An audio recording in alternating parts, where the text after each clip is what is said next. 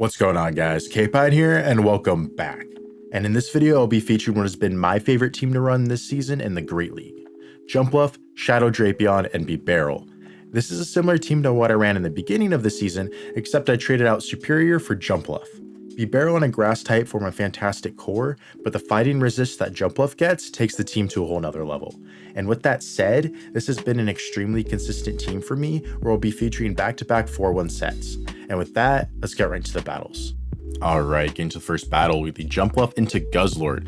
Now this is a good lead for us, it is a positive one, but it's really, I don't want to say a soft win, because you do win it pretty convincingly in the fashion that you know you're going to win it every time, but you don't come out of there with much HP if you play out the zeros. So if the Guzzlord stays in like this, you do want to make sure you're throwing on good timing, 7 Fairy Winds in the Aerial Ace. Then you want to shield up their move, because that Sludge Bomb will do a ton of damage.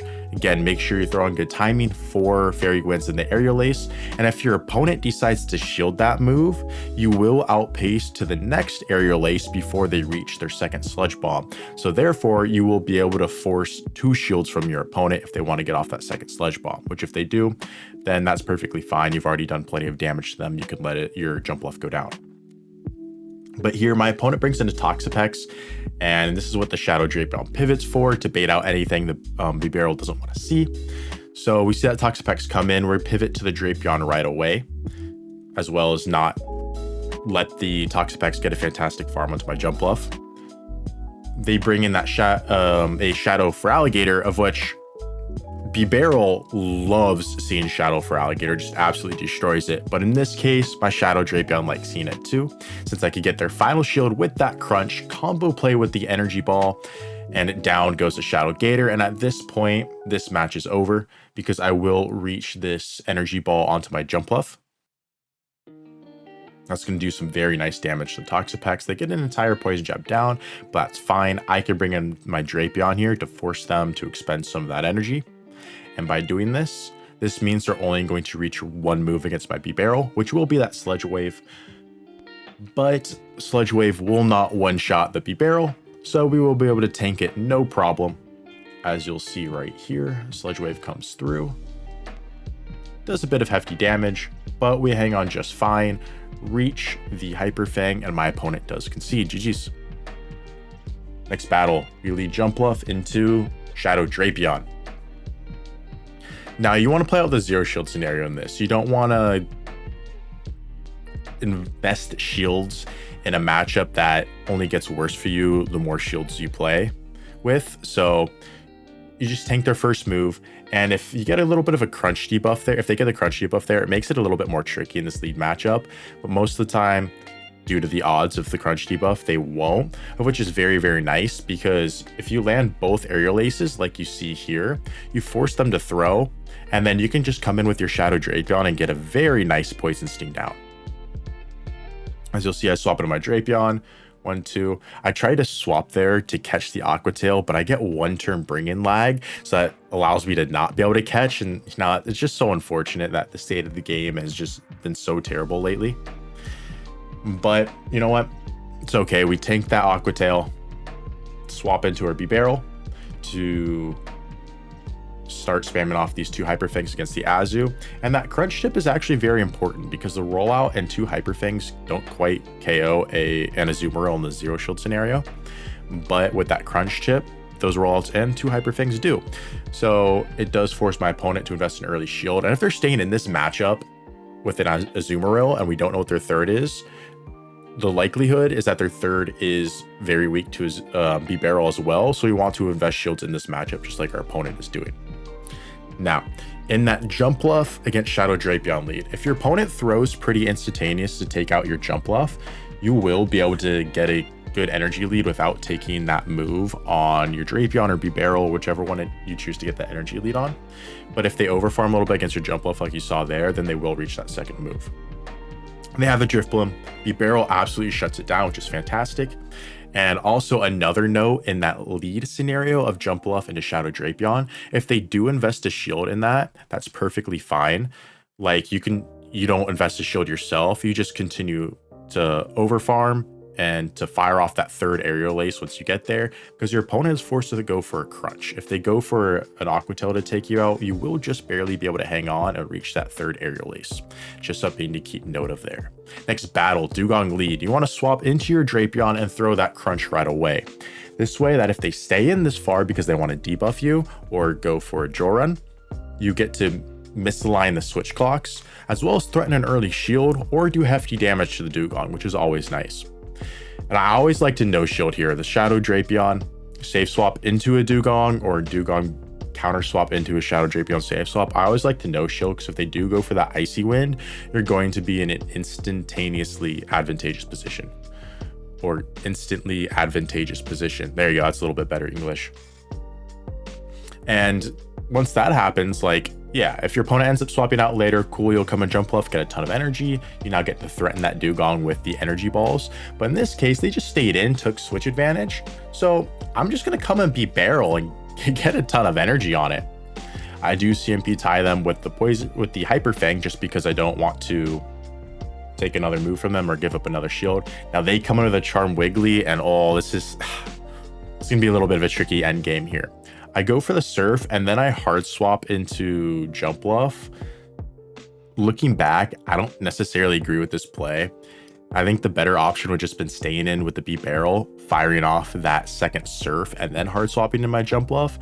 That way, they're forced to go to for a Swift to take me out instead of debuffing me. In which case, if they throw the Swift before I reach my move, I'll then hard swap out, because swapping into my Jumpluff there forces me to give up my final shield to the Icy Wind for the double super effective damage. And doing that, considering they have a Drift Blim in the back, is just automatically a lost game. So I'll come into my B barrel. I have to throw here, otherwise they will reach another move, which will most likely take me out, or at least put me in a single charm range. But in comes the Wiggly, and we are just not healthy enough as they get the charm down. GG's. Next battle, Jumpluff into Gastrodon. Fantastic lead. See what they want to do. They swap into a Morpeko, and a Morpeko counter swap I don't have a great answer for. So I like to stay in. They'll throw first. They'll just let it go, no shield it. And then you'll build up to that energy ball and then bait with an aerial ace. I have not come across a single Morpeko yet, which has let this move go. So as you see here, they shield it. And, you know, if your opponent does let it go, then props to them for calling that bait. They're probably going to be in an extremely good spot, but it's such a safe bait to do against Morpeko, especially because of how glassy it is. So you get that shield from them, you pivot into your Drapion, and then just start shielding and spamming off those Aqua Tails. That way you can keep alignment in this matchup, which is extremely important considering it's a Gastrodon and it beats B-Barrel. Like, B-Barrel's not too bad into it because you do take neutral from those Mud Slaps, but they resist the rollouts, and while the Surfs do hit hard, their fast move pressure becomes just a little too much, so that's why we really want to keep alignment there. In the back, they have Talonflame. B-Barrel loves seeing the Talonflame, and my opponent does concede. GG's. All right, getting to the next battle. Jumpluff into Talon. You're going to swap into that Shadow Drapion right away. If your opponent stays in that matchup, you're going to throw your Aqua Tail right away in order to punish them for staying in by doing heavy damage or forcing them to make the first shielding decision, thereby putting them on the back burner. Now here, my opponent counter swaps into a Toxapex, and oh boy, a Toxapex is not a good answer to a Shadow Drapion safe swap. Generally in the zero shield scenario, Toxapex does win it, as they're able to reach 2 brines that take you out before you reach 3 crunches. However, them being behind this kind of energy, I'm going to be able to force the first shield from them. And that's crucial here, because I'm like, okay, generally, if this Toxapex was healthier than that, I would shield up this move and then take switch advantage, because, you know, B-Barrel on Talonflame is a fantastic matchup. But I get those crunch debuffs, and I get a shield. I'm like, okay, that's perfect. I'll then be able to roll out down this Toxapex before they reach a move, leave with a ton of energy. And even if it's something threatening in the back, I still feel like I'm going to be in a good spot. And as we'll see here, it was something threatening in the back. It was a Superior. But with that massive energy lead, we're now going to be able to spam off these Hyper Fangs, 2 of which will KO the Superior. And then there's nothing that Talon can do. We just need to make sure the Talon does not make a catch of a Hyper Fang, of which they do not. Here comes the Talon. We will fire off this first Surf that will get their final shield. Or no, they just let it go as they realize at that point the match is over. GG's. Next battle, Jumpluff into Corviknight. Now, this is kind of a little bit of a core breaker to the team, but it's not as bad as you'll think it is, just because Drapion doesn't have that bad of a matchup against it. So you're going to swap into that Shadow Drapion, go for the crunch. I overfarm by 1 just in case my opponent was looking for the catch, which they don't go for. But anyway, Corviknight tends to be your opponent's best Drapion answer. So by swapping in your Drapion, you very heavily desync the switch timers, as well as chip away at the Corviknight. So your Jumpluff has a little bit more to work with in the end game, you know? But in this scenario, and I should say in basically all scenarios, Shadow Drapion does actually win the 2-shield scenario against the Corviknight. You know, bait dependent and debuff dependent, inclusive. Like bait dependent, if you don't get the bait, it then becomes debuff dependent. But either way, I like to go for those crunches just to, if your opponent does let the moves go, you do more damage overall, and they can potentially put the Corviknight into aerial ace range later. That is if they stay in there. But like I said, Shadow Drapion does win the 2-shield scenario, so it's really not that bad of the matchup. And against the Corviknight, if they stay in, that's what you're going to play out. You're going to play out that 2-shield scenario.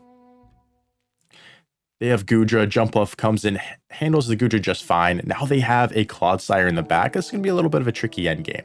Since we are shields down, but we do have a ton of energy, we are going to try and leverage that energy that we have in firing off 1 Aqua Tail, 2 Aqua Tails on what would be the potential CMP to the Stone Edge. And now my opponent continues to farm. They lose track of Drapion energy, allowing me to get off a 3rd Aqua Tail and force that final shield, which is huge. Drapion just a little too spammy. I totally get it. Hard to keep track of. They do go for the Sludge Bomb since I am now in Sludge Bomb range, but being able to get that shield sets me up in a fantastic spot here. All I need to do is get to the back-to-back Surfs. I tank that Earthquake just fine. Load up on energy. I don't need to get to quite the back-to-back Surfs yet, just because I know Corviknight is not out of move. So I do take out the Clodsire there. 1 more rollout, and then this next Surf will take out the Corviknight as the Surf comes through, and down it goes. GG's. Next battle, we lead Jumpluff into another Talon. We already know the game plan here. We're going to swap into that Shadow Drapion, see if they're going to stay in or swap out right away. They swap out right away into a Morpeko. And this is potentially flippable, or at least get shield advantage here. Because if we land that Aqua Tail, then we will be able to take Switch, which, as we know by now, that's going to be the game plan since we have the B-Barrel for the Talonflame. They do go for Psychic Fangs, which is a little unfortunate for us, as that does cost 1 less Thunder Shock. But either way, we are still going to have to give up 2 shields in this scenario, which I have no problem doing, because we will get Switch regardless. And the Talonflame can't come in here against a loaded Drapion, because yeah, I could shield 1 of these Aqua Tails, but I'm going to reach 2, and that will do massive damage to it. So I'll most likely see their 3rd Pokemon, of which ends up being a Serperior. And that is incredible that we're able to get Switch advantage here now, since we have the Jumpluff for the Serperior, as well as able to land this next crunch on the CMP tie, which will take out the Serperior unless they give up their final shield. They don't, they just sack it. So I'm going to throw 1 Aqua Tail on my Shadow Drapion to potentially reach another Aqua Tail in the end game, and swap into my B-Barrel. And what's great about B-Barrel, I have a decently high ranked one, is that 2 Incinerates and a Brave Bird does not KO it. So that's perfect in allowing me to be able to reach a Surf in the end game. Because coming energy dry, they throw 2 Incinerates and then a Brave Bird. As you just saw there, it does not KO, so you will always reach that Surf. So 0 shield scenario, little higher ranked B-Barrel, it's fantastic. As down goes to Talon. GG's. Next battle, Jumpluff into Steelix. Now this is an interesting matchup. They are hitting for neutral with the Thunder Fangs, and we're hitting for resisted with the Fairy Winds, but all they can really do is spam off either Breaking Swipes or Psychic Fangs at us, and then just try and just ramp up their their Thunder Fangs if they do go for the Psychic Fangs, which as you'll see here. And even with my defense drop, Jump Bluff is just so bulky that they're really not doing that much overall. And we get to fire off these energy balls in return, which do hefty damage there.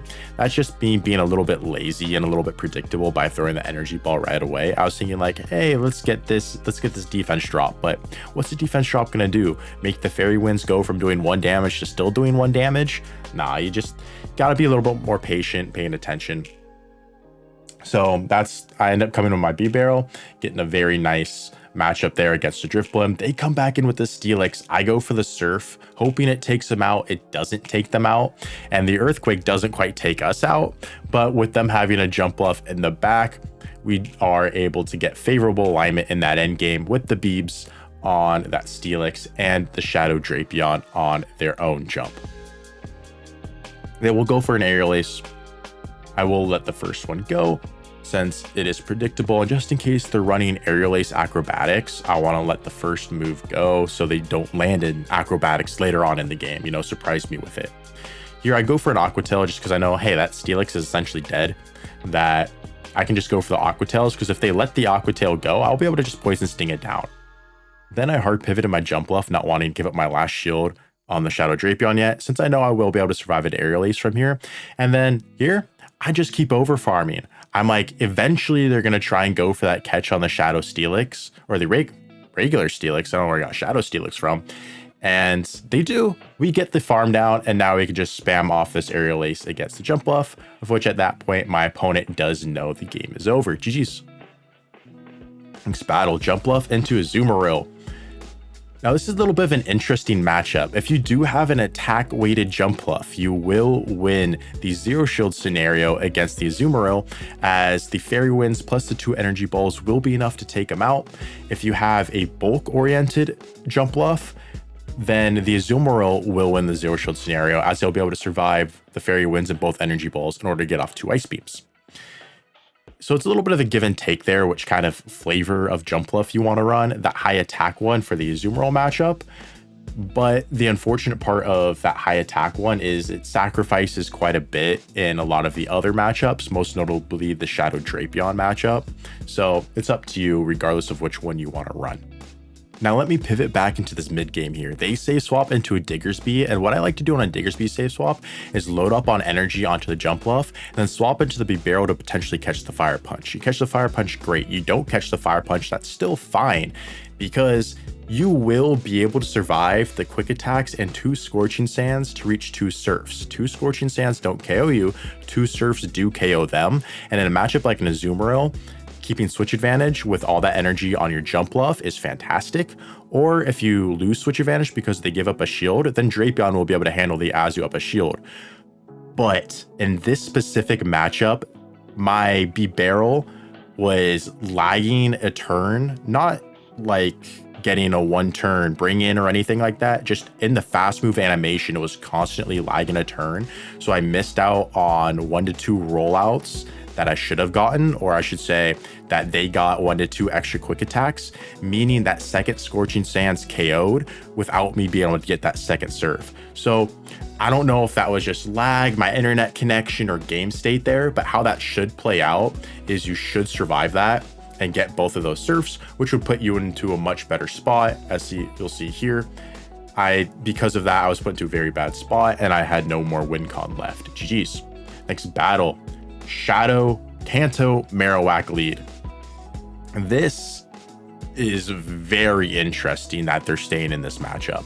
They do take an Energy Ball from this health range and land a Rock Slide, which, you know, like whatever, right? They bring you down to half HP and you get rid of their entire Shadow Kanto Marowak, which is fantastic for your back line.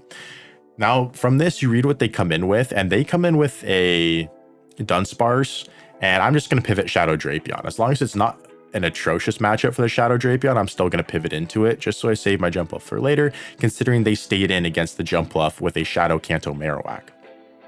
Say they do pivot out of that matchup into something like a Shadow Drapion. Then you're going to throw that Aerial Ace right away as soon as you get it, since the timers are desynced, and then you're going to pivot into your own Shadow Drapion and then just start spamming off those Aqua Tails. In that scenario with a Shadow Drapion safe swap and you play it out that way, it's very helpful if you win CMP, as you'll be able to guarantee just keep switch that way. If you do lose CMP, then your opponent can go down 2 shields to 0 to take swap, which if that's the case, that's fine. You'll just come in with Big Barrel, shield, and just farm down, and you'll get a big energy lead that way. So that's kind of the different way that Shadow Drapion mid-game can work out depending on if you win CMP or not. Also, another potential situation is a Dewgong safe swap. And if it's a Dewgong safe swap, you have to be very quick into your counter swap into Barrel. You can only throw 1 Fairy Wind and then bring in Barrel. If you throw 2 Fairy Winds, that Dewgong can now take switch advantage by going for double Joel runs. In which case, if you do throw 2 Fairy Winds and swap into your Barrel, you're going to want to give up a shield to that first move, since you will know it's the Joel run. And if you are quick on that swap, a single Fairy Wind, come into your Barrel, fire off that Hyper Fang right away, you will then be able to outpace that second Hyper Fang, which will KO the Dewgong. And at that point, you make them have to make that first shielding decision in that scenario. While Jumpluff is a fantastic addition to the team, I feel like the star is Barrel. The rollout buff has done wonders for it, where it now becomes a massive anti-meta threat. And as you've seen, it can wreak havoc on your opponents. Anyways, thank you guys so much for watching. I really do appreciate you. If you enjoyed it, please drop a like, subscribe, and comment down below. Love to hear what you have to say. And with that, I'll catch you in the next one.